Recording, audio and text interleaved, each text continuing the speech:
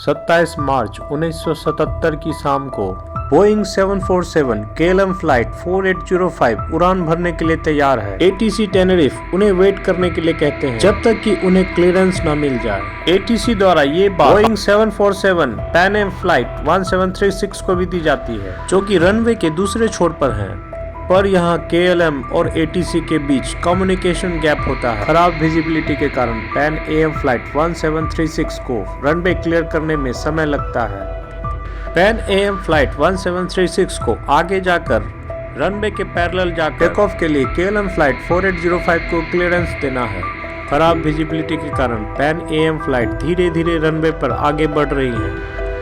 ATC टेनरिफ KLM flight 4805 को एक निर्देश देते हैं। KLM फ्लाइट 4805 को पापा बीकन क्रॉस करने के बाद टेक ऑफ करने के बाद सुरक्षित ऑल्टीट्यूड पाने के बाद कोर्स 040 मेंटेन करना है। KLM फ्लाइट 4805 को कैनरी आइलैंड के लास पाल्मास जाना था, पर यहाँ ATC ने सिर्फ निर्देश दिया था कि टेक ऑफ करने के बाद क्या करना है।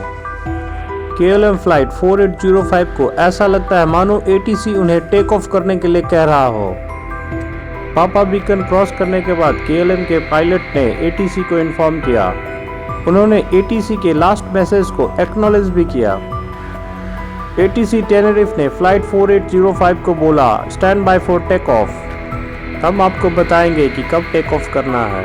KLM फ्लाइट 4805 ATC टेनरिफ के संदेश को नजरअंदाज करते हैं। पैन AM फ्लाइट अभी भी रनवे पर ही है। विजिबिलिटी 500 मीटर से घटकर 100 मीटर हो गई है। KLM फ्लाइट 4805 रफ्तार के साथ रनवे पर आगे की ओर बढ़ना शुरू कर देती है। पैन AM फ्लाइट धीमी गति से आगे बढ़ रही है। दोनों फ्लाइट्स और ATC के बीच एक बड़ा कम्युनिकेशन गैप होने वाला था।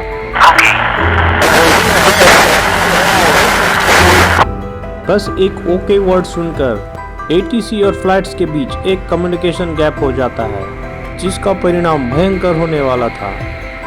उस दिन टेनरिफ ATC को कंट्रोल करने के लिए सिर्फ एक व्यक्ति मौजूद था। ATC टेनरिफ पैन AM फ्लाइट 1736 को निर्देश देते हैं कि रनवे क्लियर होने के बाद इन्फॉर्म करें। पैन AM फ्लाइट 1736 इस मैसेज को एक्नॉलेज करते हैं और बताते हैं कि रनवे क्लियर होने के बाद ATC को इन्फॉर्म कर दिया जाएगा। आने वाले खतरे से अनजान दोनों फ्लाइट एक दूसरे को अप्रोच कर रहे हैं। तभी फ्लाइट KLM 4805 को पैन AM फ्लाइट 1736 दिखाई पड़ता है, लेकिन अब देर हो चुकी है।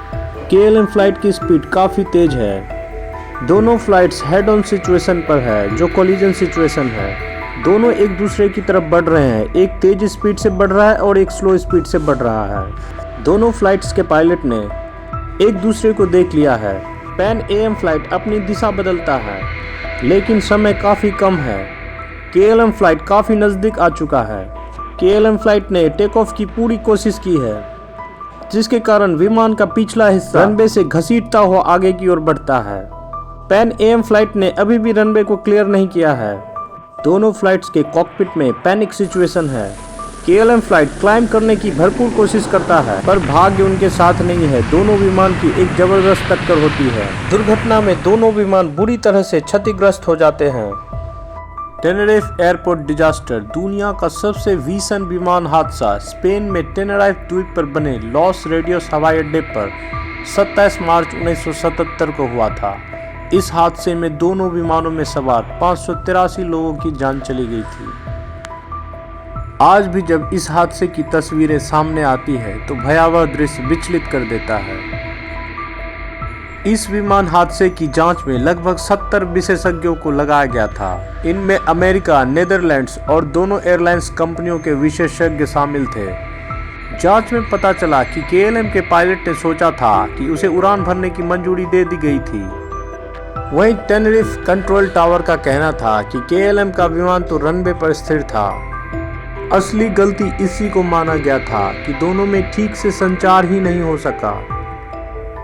इसके बाद अंतर्राष्ट्रीय एयरपोर्ट के लिए नए नियम बनाए गए। चूंकि हादसे का सबसे बड़ा कारण कम्युनिकेशन गैप था, इसलिए तय हुआ कि जब तक वास्तविक टेक ऑफ ना हो तब तक इस शब्द का इस्तेमाल ही नहीं किया जाएगा।